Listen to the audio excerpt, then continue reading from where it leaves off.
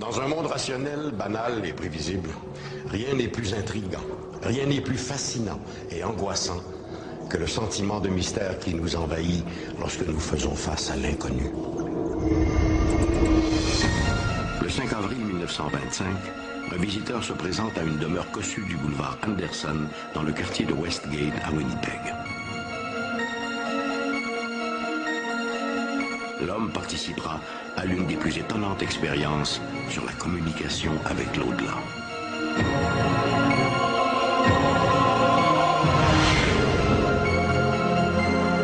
Au début du XXe siècle, la quête d'un contact avec les morts est à la mode. Tout le monde s'improvise médium.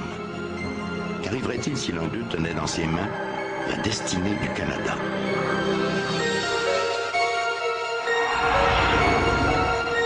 En 1972, des chercheurs de Toronto créent un fantôme imaginaire, nommé Philip. Et bientôt, Philip prend le contrôle de leur expérience. À la moindre rumeur de fantôme, journalistes et amateurs se précipitent sur les lieux des présumées apparitions. Mais peut-on filmer un fantôme? Une équipe locale aurait-elle réussi ce scoop incroyable? Ici Michel Dumont. Bienvenue à Dossier Mystère.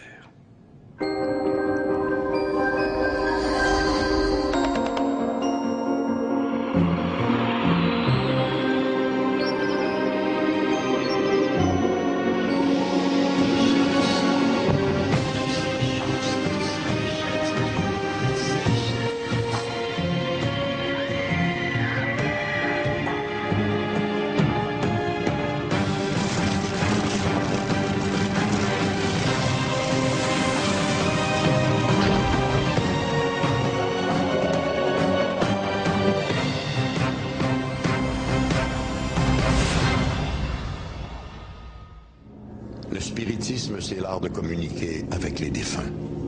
Le phénomène est né aux États-Unis au milieu du 19e siècle. De là, il a vite conquis le Canada, puis l'Europe. Le spiritisme a fait l'objet de nombreuses recherches scientifiques à cette époque. Par des moyens souvent fort ingénieux, des chercheurs ont tenté de valider la réalité de ces échanges avec le monde des morts. L'un de ces scientifiques, le Canadien Thomas Glendenning Hamilton, est vite devenu une figure de proue dans ce domaine.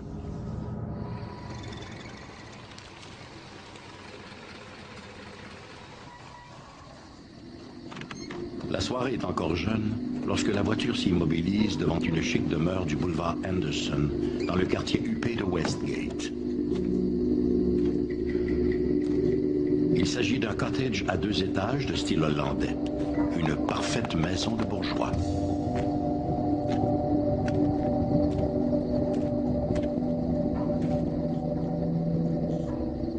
Par les grandes fenêtres illuminées du premier, l'homme remarque que la maison semble déserte, mais il sait qu'il n'en est rien.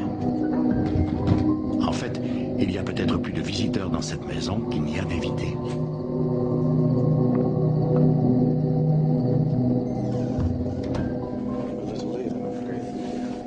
L'homme vient rejoindre un groupe rassemblé dans une pièce spécialement aménagée au 2e étage. Des hommes et des femmes sont assis sur des chaises, formant une sorte de fer à cheval. Dos aux invités, une quinzaine d'appareils photographiques. Leur objectif braqué sur le groupe. Tous les appareils sont reliés à un déclencheur à distance. Au centre est placée une petite table en bois. En silence, tous les participants se prennent par la main et collent leurs pieds sur ceux de leurs voisins, formant ainsi une chaîne humaine. Commence alors l'étrange séance. L'esprit, ami de l'autre monde, désirez-vous communiquer avec nous? Mes amis, êtes-vous là? Soudain, un bruit se fait entendre, celui d'un meuble mal ajusté qui vacille sur ses pattes. Finalement, dans l'éclair du flash, c'est l'étonnement. La table flotte maintenant à l'envers, à 1 mètre du sol. Tous n'ont qu'une pensée, pourvu que la photo soit bonne. Au lendemain de la Première Guerre mondiale, alors que l'on enterre quelques 8 millions de victimes du conflit, l'intérêt pour les recherches psychiques et communication avec l'au-delà connaît un regain sans précédent. En France, l'Institut Métapsychique International se livre à toute une série d'expérimentations sous les directives du docteur Charles Richet, prix Nobel de médecine de 1913. Au Canada, c'est aussi un médecin, le docteur T.J. Hamilton, qui va devenir le fer de lance de cette recherche controversée. Le docteur Glenn Hamilton est un personnage fascinant. Il est né en Ontario et s'est établi au Manitoba où il est devenu médecin. Sa carrière a été très riche. Il a été membre du corps législatif du Manitoba et est l'un des responsables de la faculté de médecine de l'Université du Manitoba. Durant les années 1930, il était aussi sans doute le plus célèbre chercheur canadien en parapsychologie. Un ami à lui, le docteur Allison, qui était attaché au département d'anglais de l'Université du Manitoba, s'est rendu aux États-Unis pour y voir une femme qui, par le biais d'une planchette Ouija, disait recevoir des messages d'une défunte du nom de Patience Worth. Cette Patience Worth aurait dicté de l'au-delà toutes sortes de livres allant de la nouvelle à la poésie, et ce, à un rythme étonnant. À son retour, le docteur Allison a parlé de cette histoire à Hamilton. Je crois que c'était en 1918, et c'est probablement ce qui a allumé son intérêt. Thomas Glendinning Hamilton a commencé à s'intéresser à la recherche psychique après la mort de son jeune fils, survenu à la fin de la Première Guerre mondiale. Je pense qu'il a été incapable d'en faire son deuil et que cela a probablement contribué à éveiller son intérêt pour l'au-delà, peut-être pour découvrir ce qui était advenu de son fils.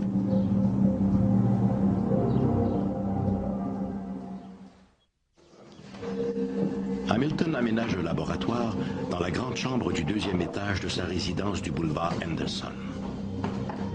Il est plus que conscient de l'importance qu'auront les photographies prises lors de ces séances. Elles deviendront le point d'appui de ses recherches. Afin de documenter certains de ces phénomènes, Hamilton avait monté une série de caméras et de flashs automatiques qui pouvaient être activés dans l'obscurité la plus totale. Il y avait là des caméras stéréoscopiques et d'autres placées de manière à couvrir certains angles ou à prendre des gros plans. Son idée était de photographier ces manifestations dans la noirceur. Au fil du temps, il a effectivement produit des clichés montrant des objets qui semblent jaillir de la bouche, du nez ou des oreilles des médiums. Ces éléments, ce sont des ectoplasmes, substances qui se dégageraient du corps des médiums et qui formeraient des parties du corps humain ou des objets divers. Durant les années 1920, Hamilton et ses collègues étudieront tous les phénomènes associés aux communications spirites, mais surtout les manifestations d'ectoplasme.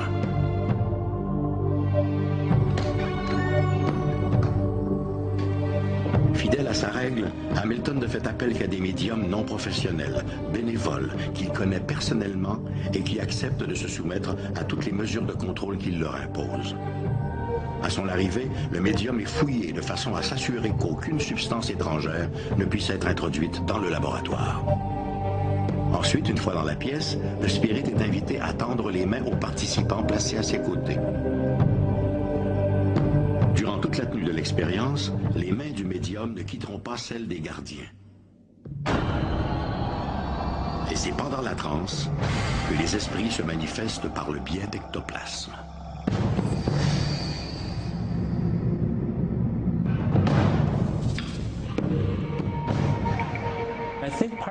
Je pense qu'une grande partie de l'intérêt vient des photographies elles-mêmes.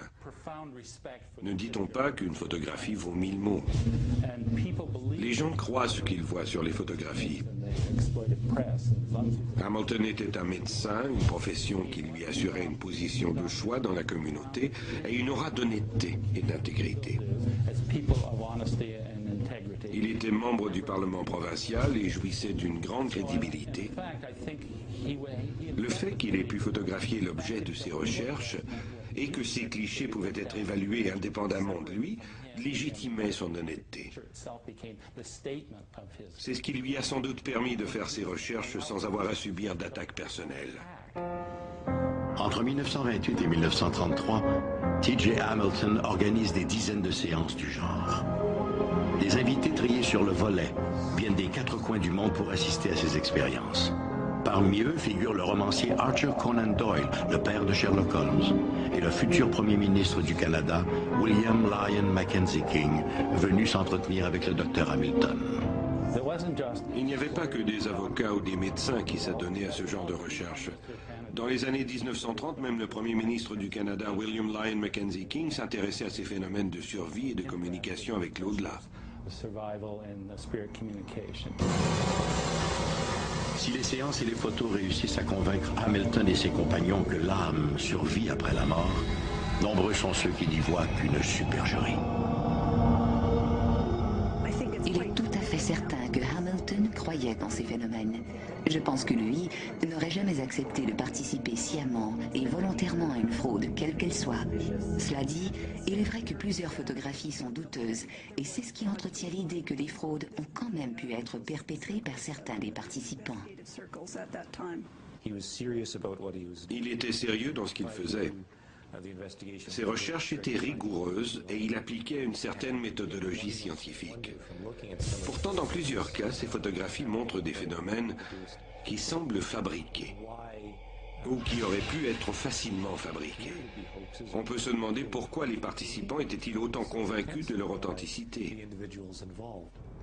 À l'époque, tous les gens impliqués directement dans ces recherches étaient convaincus de leur authenticité et qui plus est le sont demeurés par la suite. 30, 40 ou 50 ans après ces recherches, les participants continuaient d'écrire de manière positive sur leurs expériences.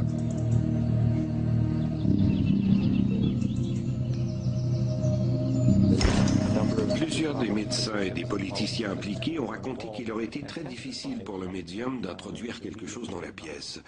Et rien n'en sortait non plus. La pièce elle-même était vérifiée. Et personne n'aurait pu y laisser quelque chose qui aurait pu être utilisé par la suite pour faire croire à une manifestation. Il y avait donc de nombreuses restrictions et une excellente méthodologie pour étudier ce qui se passait tout en éliminant la possibilité d'une manipulation. Hélas, la fraude ne peut jamais être tout à fait exclue. À la fin de chaque séance, un procès-verbal des événements observés était signé par chacun des participants. Il est donc peu vraisemblable que tous ces gens aient donné leur aval à de tels canulars. Les sceptiques affirment qu'il aurait été plus profitable de conserver un échantillon de ces ectoplasmes pour l'analyse, plutôt que de les photographier. De plus, comment se fait-il qu'aucun médium ne produise aujourd'hui de ces ectoplasmes si populaires jadis? Le phénomène des téléplasmes est très intéressant. À cette époque, c'était un phénomène très répandu, un phénomène à la mode, dirait-on. Dans certains cas, les téléplasmes présentaient des images de personnes ou d'objets. Aujourd'hui, les gens regardent ces photographies et les trouvent tout à fait ridicules. Aujourd'hui, nous cherchons davantage le divertissement. Au fil du temps, nous nous sommes tournés vers la radio, la télévision et plus récemment les jeux vidéo et l'Internet. L'idée de se réunir tous les soirs, semaine après semaine, pendant des mois uniquement pour produire ce genre de phénomène est tout à fait ennuyeuse. C'était si ennuyeux que plusieurs médiums travaillant avec Hamilton ont souhaité mettre fin à ces rencontres. Ajoutez à cela que plusieurs d'entre eux ignoraient ce qui se passait puisque les phénomènes étaient produits en transe, donc à leur insu. Je pense que le fait que des phénomènes comme l'écriture automatique, les ectoplasmes ou les téléplasmes puissent être facilement reproduits par des magiciens de scène a tiré un trait sur ce genre de démonstration, puisqu'elles sont trop faciles à truquer. Les gens demandent des preuves plus concrètes.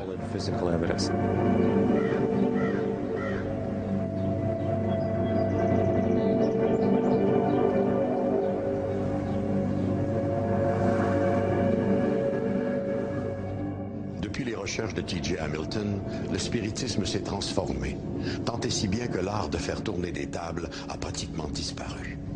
Aujourd'hui, les médiums canalisent directement les énergies de l'au-delà, d'où leur nom de channelers.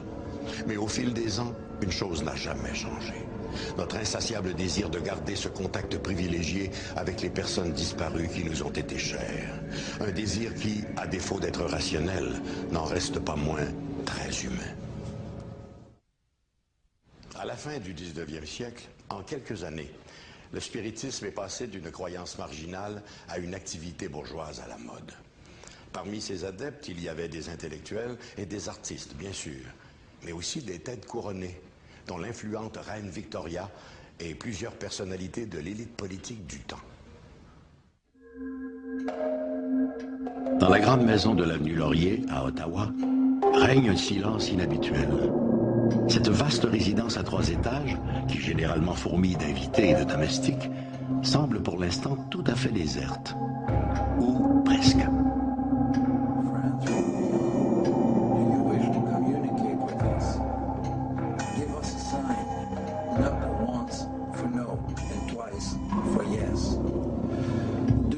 Communicate with us.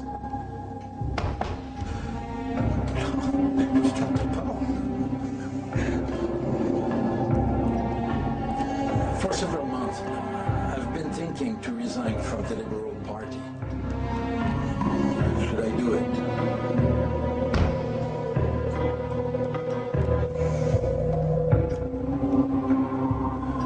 The unemployment is still very high, all across the country. Will the labor program proposed by Mr. Bennett change something?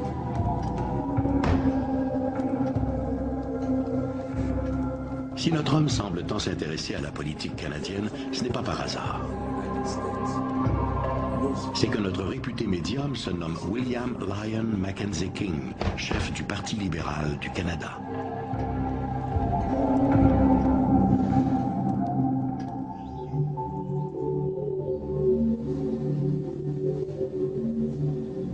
En 1908, alors que Mackenzie King commence à briller au sein du Parti libéral du Canada, rien ne laisse croire que celui-ci deviendra un adepte du spiritisme. Célibataire, très près de sa mère, il mène une vie austère.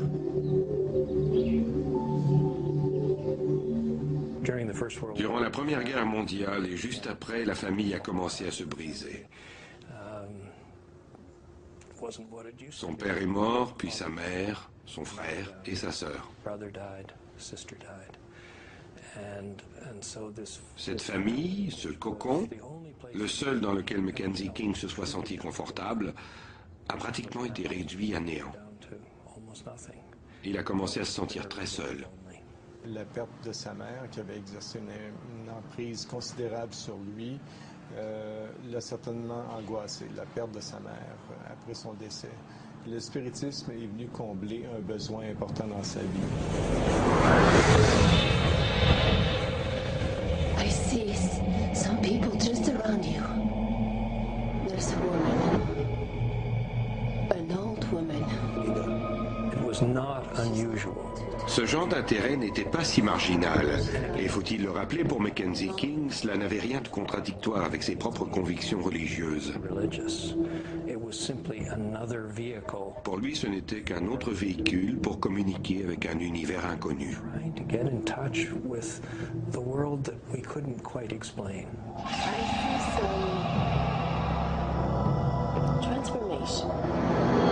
En mars 1925, Mackenzie King, qui s'intéresse de plus en plus aux sciences occultes, consulte une certaine Rachel Bleney, une voyante de Kingston, en Ontario. La médium lui prédit une écrasante majorité au scrutin d'octobre 1925. Effectivement réélu, King mettra toute sa confiance dans le pouvoir des médiums. Quiconque a jamais étudié Mackenzie King sait que l'important pour lui, ce n'était pas tant les messages, que le sentiment que ses proches disparus continuaient de veiller sur lui.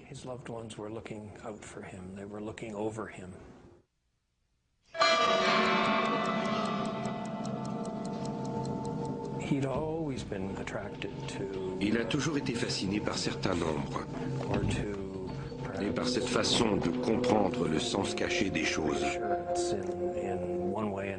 Certains appelleraient cela de la superstition. Il est arrivé qu'en pleine chambre, il était assis à son pupitre, à son siège, et il a observé il a remarqué que plusieurs députés conservateurs étaient manquants. Et en fonction de la disposition des bancs, et des absents à ces bancs-là. Il a réussi par une gymnastique mentale qui est assez difficile à décrire. Il a commencé à soutirer des chiffres de cet épisode-là. Il a commencé à voir le chiffre 30 à cause de la disposition des bancs et des députés qui étaient assis sur les bancs. Et donc, le chiffre 30, à partir de là, a pris une certaine importance dans sa vie. En 1930, Mackenzie King est défait aux élections. Ses responsabilités publiques étant diminuées, King peut dès lors consacrer plus de temps à ce qu'il appelle ses recherches psychiques. Cependant, la discrétion est de mise. Ses plus proches conseillers voyaient ce qu'il faisait. L'un d'eux a même écrit dans son journal que tout cela était, politiquement parlant, de la dynamite. Si cela venait à être connu, la réputation de Mackenzie King en souffrirait. En 1948, William Lyon Mackenzie King se retire de la vie publique. Mais jusqu'à la fin de sa vie, il entretiendra avec l'au-delà une relation privilégiée. Bon nombre de ses expériences avec le monde occulte sont relatées dans son journal intime. Ce journal-là, Mackenzie King avait demandé qu'il soit détruit, en particulier les passages qui reflétaient certains aspects de sa vie privée, entre autres son intérêt sur le spiritisme. On peut supposer que c'était ça. Ses héritiers ne se sont pas entendus sur ce qu'ils devaient faire parce que les pensées politiques et relatives à la vie privée étaient enchevêtrées sur un même document, donc c'était impossible de procéder à un découpage. Le journal est demeuré intact et a servi à plusieurs historiens. Aujourd'hui, il est disponible sur l'Internet, sur le site du gouvernement du Canada, sur les archives nationales. Le 22 juillet 1950, Mackenzie King meurt paisiblement dans son lit du domaine Kingsmere. Après une vie consacrée au peuple canadien, il peut maintenant aller rejoindre cet au-delà qu'il a tant invoqué en secret. C'est ainsi que se termina la double vie de Lyon Mackenzie King. Un historien de l'Université d'Ottawa a écrit un article très intéressant sur Mackenzie King et le monde des esprits. Essentiellement, ce qu'il disait, c'était « Comment est-il possible de vivre une double vie ?» Comment peut-on le soir être si passionné par l'au-delà et le jour s'en détacher complètement? Tout cela a certainement dû avoir un impact. Je pense que les séances de spiritisme, ces croyances dans les esprits, dans l'au-delà, ainsi de suite, je pense que ça n'a jamais exercé la moindre influence sur sa politique, et surtout pas pendant la guerre, parce qu'il a renoncé d'ailleurs au spiritisme durant cette période-là de sa carrière politique. Malgré les recherches menées par le Dr. T.J. Hamilton dans la première moitié du 20e siècle, malgré l'intérêt passionné de plusieurs personnalités publiques et politiques, malgré les progrès scientifiques, la preuve de l'au-delà reste encore à faire. 150 ans de communication médiumnique n'ont pas apporté cette preuve irréfutable dont rêvaient les spirites. Avec humour, Woody Allen disait « Je ne crois pas à l'au-delà, mais j'en porte quand même un caleçon de rechange. » Sage précaution. Au début des années 1970, des chercheurs de Toronto ont réussi à créer un fantôme imaginaire qu'ils ont nommé Philip. Lors de pseudo-séances spirites, ces chercheurs sont parvenus à reproduire tous les effets généralement associés à des manifestations d'outre-tombe. Coups frappés, lévitation d'objets, réponse à des sujets ignorés des participants. Aujourd'hui, l'expérience de Philip le fantôme demeure la plus importante de toute l'histoire de la parapsychologie.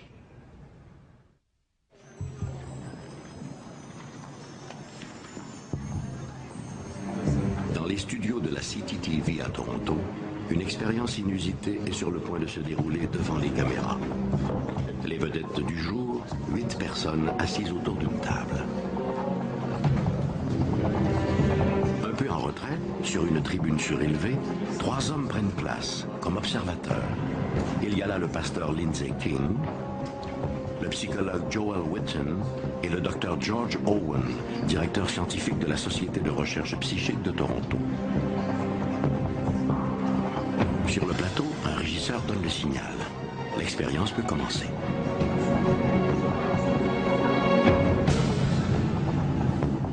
Les participants passent leurs mains à plat sur la table, puis entament leurs incantations. Are you there, Philip? I want to see you, Philip. Presque aussitôt, la table se soulève, comme si elle était douée d'une vie propre, au grand étonnement des participants. Mais bientôt, il apparaît que le dit Philip n'apprécie pas trop sa position au milieu de l'assistance. Il entraîne vers le révérend King la table, et avec elle les 8 médiums, qui s'efforcent tant bien que mal de garder leurs mains sur le plateau. Une fois immobilisé, un des participants suggère à l'ecclésiastique de dire bonjour à Philip. Hello, Philip. Aussitôt, la table se soulève. Le seul problème, c'est que Philip n'existe pas et n'a jamais existé. Philip est un fantôme imaginaire, un fantôme créé de toutes pièces. À l'automne 1972, le docteur George Owen, directeur de la Société de recherche psychique de Toronto, élabore une expérience singulière. George Owen était un mathématicien, généticien, qui était en Angleterre, à l'université de Cambridge, et qui s'est intéressé au cas de poltergeist. Avec l'aide de 8 personnes, 3 hommes et 5 femmes, qui n'ont a priori aucun don pour communiquer avec les esprits, le Dr Owen va mener une des plus importantes expériences parapsychologiques du XXe siècle. Philip, le fantôme imaginaire. Philip le fantôme imaginaire est une expérience menée par un groupe de recherche en parapsychologie de Toronto pour démontrer que certains événements à caractère paranormal peuvent se produire sans l'intervention d'esprits venus d'ailleurs. Il s'est aperçu qu'au lieu de privilégier l'interprétation spirit, c'est-à-dire que lorsqu'il y a des manifestations physiques sur les lieux, les spirites disent que ce seraient des esprits d'êtres décédés qui se manifesteraient, eh bien, lui a plutôt opté pour l'interprétation dite naturelle, c'est-à-dire que ce sont des êtres vivants qui, par des mécanismes qui demandent à être expliqués, eh bien, reportent leur énergie sur la matière ambiante. Le Dr Owen demanda tout d'abord au groupe des 8, comme il fut baptisé, d'imaginer un personnage, de lui donner un nom, un âge, un sexe et une nationalité. Ainsi naquit Philip, 30 ans, issu de l'aristocratie britannique, vivant au milieu du XVIIIe siècle à Diddington Manor, dans le Warwickshire, en Angleterre. Ils durent ensuite mettre Philip en contexte. On lui trouve donc une épouse, Dorothy, femme hautaine et frigide. Ils donnent également vie à Margot, jeune et belle gitane, de qui Philip tombe follement amoureux.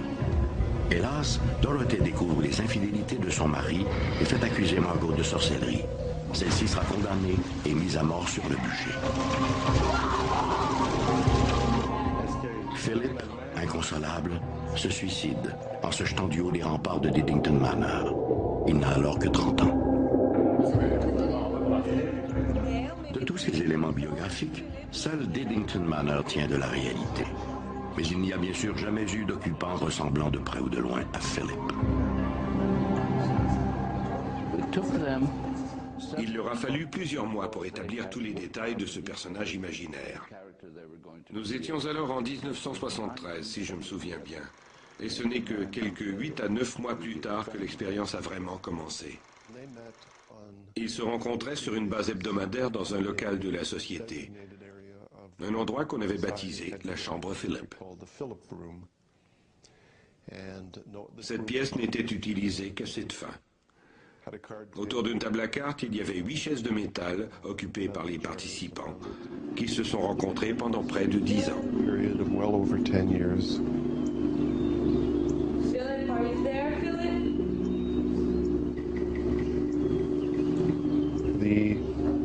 Dans un état de méditation, le groupe était assis en rond autour d'un d'un portrait de Philip, essayant de produire une apparition.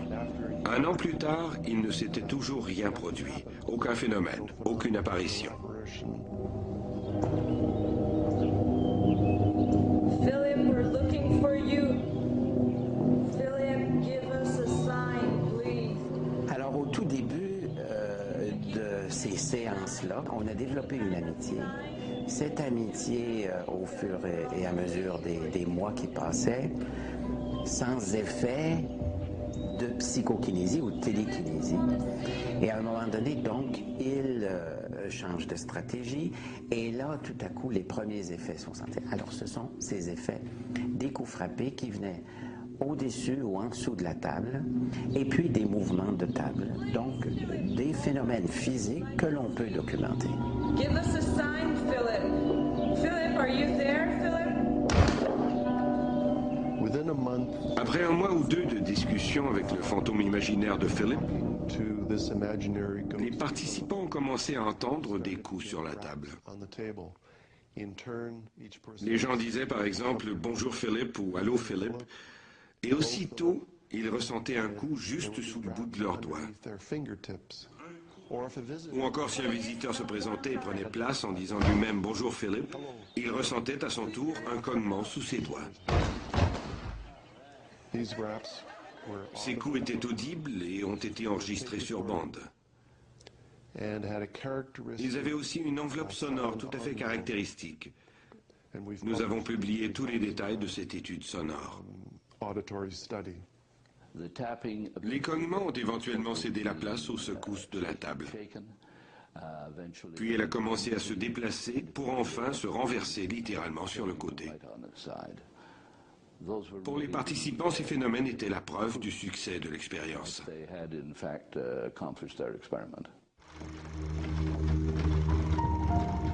Les manifestations offertes par Philip sont bien loin des apparitions tant souhaitées. Mais tout de même, le groupe demande, Philip répond. Et étonnamment, ces réponses sont toujours en accord avec sa supposée biographie. Au gré des séances, Philip devient de plus en plus entreprenant. Après les 3 coups frappés, voilà qu'il se manifeste en soulevant la table, la faisant valser sur 2 ou 3 pattes. Nous avons été très prudents pour éviter toute forme de manipulation. À plusieurs reprises, nous avons tenu nos soirées de glissade.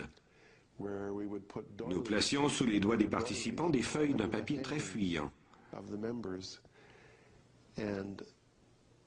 Si quelqu'un avait alors essayé de pousser sur la table, ses mains auraient glissé sur le plateau à cause du papier. Il est clair que dans ces circonstances, les mouvements de la table n'étaient pas produits par quelqu'un exerçant une poussée. Dans d'autres cas, lorsque l'occasion nous était donnée de filmer l'expérience, nous placions 2 participants, l'un en face de l'autre. Si l'un d'eux avait soulevé les genoux pour faire bouger la table, on l'aurait vu. Or, il est clair que ce n'était pas non plus ce qui se produisait. Nourris et encouragés par des résultats aussi spectaculaires, d'autres groupes dans le monde ont tenté la même expérience avec d'autres personnages imaginaires. Ils en ont à peu près tous tiré des résultats analogues, mais sans plus. À ce moment-là, on s'est dit qu'on avait trouvé la stratégie où on allie en même temps donc la spontanéité, la rencontre à chaque semaine, et aussi un certain encadrement expérimental. Et là, on s'est dit, on a trouvé la recette pour provoquer à volonté ce genre de phénomène-là. Eh bien, on s'est aperçu que cette seule stratégie-là n'était pas suffisante, mais il fallait aussi beaucoup de ténacité de la part des participants. Il semble donc que l'au-delà ne soit pas l'unique réponse aux manifestations de soi-disant esprits. Par contre, près de 30 ans après l'originale expérience de Philip, les parapsychologues demeurent tout aussi perplexes aujourd'hui qu'ils l'étaient à l'époque sur les mécanismes générant ces manifestations. Il est intéressant de noter que la communauté scientifique ne s'est jamais vraiment intéressée à l'expérience de Philip, pas plus qu'à toute autre expérience du même genre. Pourquoi, je l'ignore. Je suis personnellement convaincu que nous pourrions tous atteindre un certain niveau d'habileté psy, si nous savions comment y parvenir. Il est vrai que la communauté scientifique est toujours un peu à la traîne derrière l'expérience humaine. Je pense qu'il n'y a aucune autre raison. Que ce soit du côté de l'école spirit, que ce soit du côté de l'école parapsychologique, on ne peut pas arriver avec des preuves scientifiques parce que la preuve scientifique implique que non seulement on puisse observer les phénomènes, les reproduire à volonté, mais ensuite qu'on puisse les expliquer, c'est-à-dire avoir une théorie qui nous permet ensuite d'en prédire l'émergence. Alors finalement, le dossier reste ouvert. Malgré l'abondante documentation qui existe au sujet de l'expérience de Philip, celle-ci reste méconnue du public. Pourtant, à défaut de nous renseigner sur l'au-delà, cette expérience remet en question toutes nos valeurs et nos croyances sur la nature profonde de l'homme. L'univers de notre esprit serait plus méconnu que l'au-delà? Le mot allemand « Poltergeist » signifie « esprit frappeur ». Pour les experts, les poltergeists désignent des manifestations inexplicables qui se traduisent par des coups frappés dans les murs et par des meubles qui se déplacent comme s'ils étaient poussés par des mains invisibles. En 1989, à Beauport, près de Québec, une maison de la rue Monseigneur-Gauthier est devenue le théâtre de phénomènes insolites de type poltergeist. Et tout comme pour l'expérience de Philip, des caméras ont capté ces événements. Mais s'agissait-il réellement d'un esprit frappeur? En ce matin d'août 1989, le temps est gris à Beauport, en banlieue de Québec. Pendant que la jeune Nancy se prélasse dans son lit, sa mère termine son déjeuner. Soudain, un bruit sourd, juste au-dessus de la tête de Nancy, ramène celle-ci à la réalité. Quelques secondes plus tard, un autre bruit, cette fois beaucoup plus violent, la sort définitivement du sommeil. À quelques centimètres de son lit, le mur est défoncé. L'adolescente est terrifiée. Le manège, qui dure déjà depuis plusieurs semaines, fait dire à tous les locataires de la maison que l'heure du déménagement vient juste de sonner.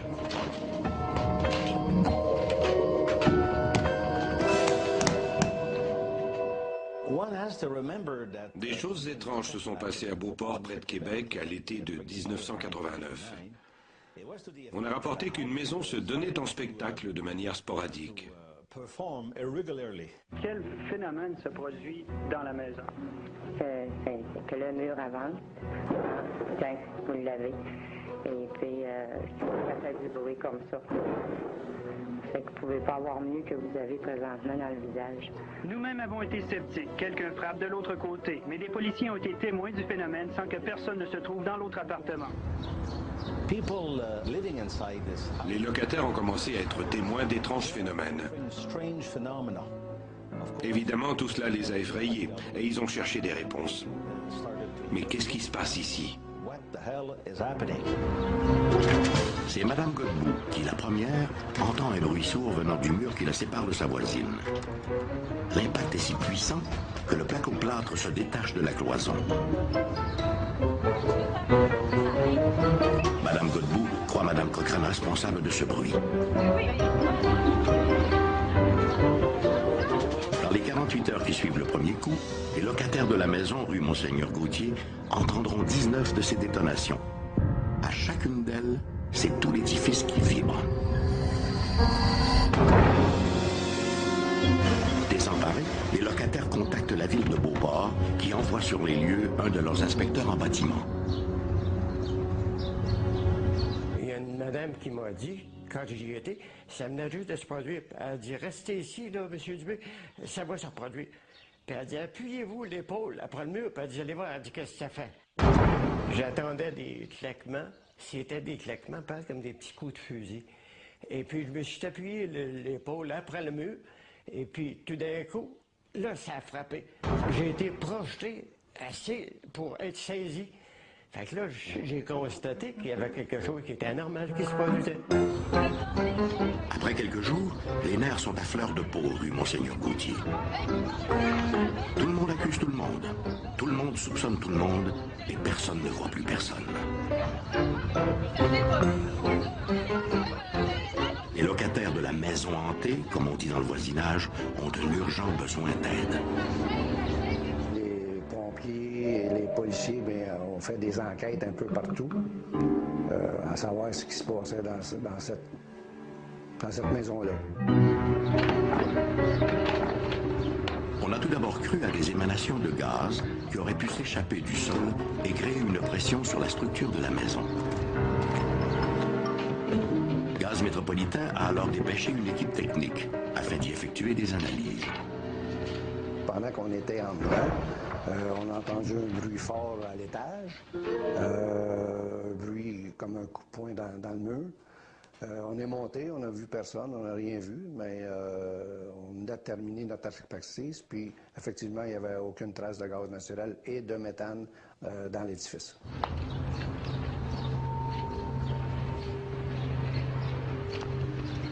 Une équipe de la télé locale, s'emparant du cas, a même filmé un ingénieur géologue qui, lui, soupçonnait le sol argileux d'être responsable de tout ce branle-bas.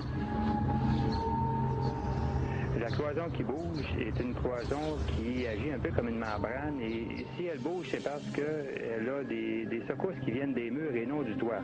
C'est ce qu'on appelle le tassement différentiel. La pression des murs sur la membrane proviendrait de l'effet d'assèchement du sol dû à l'absence de précipitation.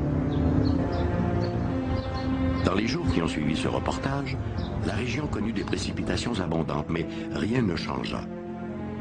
De plus, si le sol avait été responsable de ces détonations, pourquoi les autres maisons du voisinage auraient-elles été épargnées? Si les maisons voisines n'étaient pas affectées par ces phénomènes, il fallait peut-être regarder l'année de leur construction, voir comment avaient été construites leurs fondations et aussi analyser leur sous-sol. Il y avait peut-être un énorme rocher sous la maison voisine de celle où ces manifestations étaient observées. Son soutien aurait pu être tout à fait différent.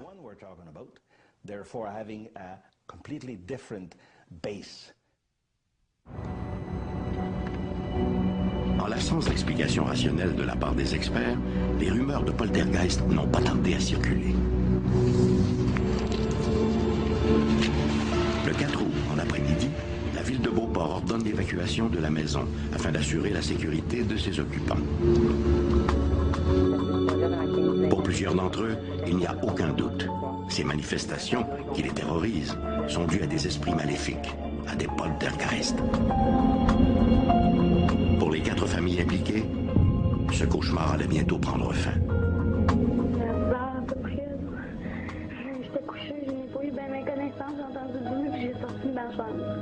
Tant que ce n'était qu'un mur qui était victime du phénomène, les autorités publiques toléraient la présence des locataires.